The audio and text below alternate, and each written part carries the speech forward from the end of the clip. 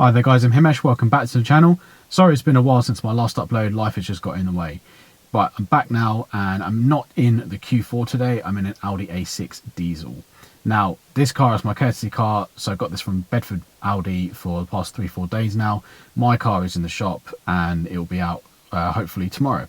So yeah, thanks for Bedford Audi for lending me this A6. I know you probably could have given me an A3 or something similar, but you gave me an A6. But thanks for also giving me it with 30 miles of fuel in the tank. So yeah, with diesel at £2 a litre, that was greatly appreciated.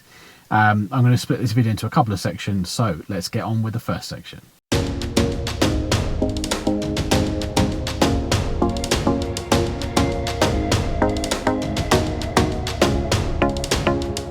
So the spec of this car is a Sport, it's a 40 and it's a diesel. They advertise it as mild hybrid, but the same technology I feel like existed on my A4, but now they advertise it as mild hybrid. It's a good looking car in Sport, but it looks even better in the S-Line and all the way up to Vorsprung. With the Sport spec you get the standard auto lights, auto wipers, the lane keep assist, but one thing it doesn't have is radar cruise control, and it also doesn't have the camera that recognises the speed signs on the road. It's got a massive 530 litre boot which will swallow a lot of luggage, as well as decent rear legroom as you'd expect from a big car. A couple of the bits I didn't like, however, is this B-pillar gets in the way. Now I'm 6'2" and I'm constantly looking in a blind spot. It's a bit annoying, but I guess for smaller drivers, probably not so much of an issue.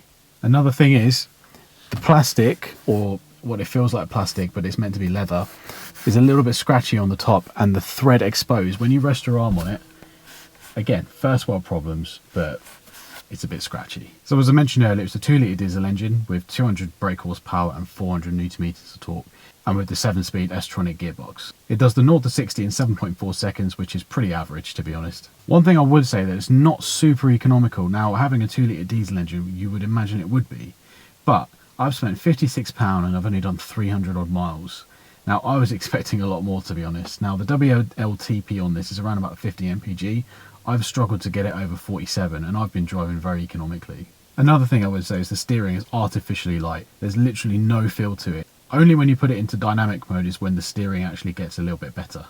Now, being the 7-speed automatic transmission, you would expect at 70 miles an hour you would be in 7th gear, the cruising gear. But it goes into 6th. Why? Now with the infotainment, the haptic feedback on the screen is pretty cool. Now I don't usually like all the extra screens, I'd much rather have a physical button, but this is a great compromise between the two. Now this sports spec car only has 2-zone air conditioning. You would expect 3 from an A6. Now unusually, the standard speakers are actually pretty good. There's a sub in the boot, and when you crank it up, it doesn't distort even at high volume. Now I'm going to go out there and say that this system is actually better than the one which I have in my Q4, which is a Sonos system. Now one thing that's pretty cool is it's got 3 different settings on the Audi virtual cockpit. Usually you've only got the one, but here you've got classic, normal one, S Performance, and also dynamic, each with their individual customizable bits. Now I've been driving around with it in S Performance, which I think is pretty cool. Now only reason being because it reminds me of an S car or an RS car, which clearly this is not, but I just like it. Now whilst the inclusion of a wireless Qi charger in the armrest is pretty convenient, that fits a Galaxy S22 Ultra perfectly. It's not great because it overheated my phone. We went on a 2-hour drive the other day and it overheated my phone and it crashed it. Now you can see here you've got 2 USB-C ports. Now I've got one of the cables, well I've got 2 cables actually plugged in. So let's plug one in. That works, but look, the phone doesn't fit with the cable attached properly. So it's a great idea, but not properly thought out. Now the seats are comfortable and have plenty of adjustment, but on the sports spec car, they don't have the pull-out for your thigh support, and they don't have a tilt function either, which if you're tall leaves quite a lot of your leg hanging off. Now excuse my hairy legs, and it's probably not exactly what you wanted to see from this video, but I needed to show it, and it's hot outside, so yeah. So that's about it for today's video. Like I said, it's just a very quick video on my thoughts of the Audi A6.